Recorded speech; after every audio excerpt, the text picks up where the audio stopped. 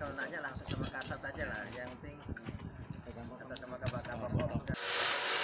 Sederalun, sepekan berlangsungnya operasi Patuh Rencong 2019, Satuan Lalu Lintas di Polres Aceh Timur sudah mengamankan sekitar 200 pelanggar lalu lintas. Pelanggaran didominasi pengendara yang tidak mengenakan helm, serta pengendara yang di bawah umur, tidak memiliki SIM hingga melawan arus. Polisi juga menindak penggunaan knalpot tidak standar yang mengeluarkan suara bising. Kita sudah melakukan penindakan terhadap pengguna R2 tidak sesuai spekteknya, terutama kendaraan knalpot blong yang mengganggu kenyamanan masyarakat beribadah, sewaktu istirahat. Kita lalu lintas bersama seluruh personel Polres Aceh Timur telah melakukan penindakan.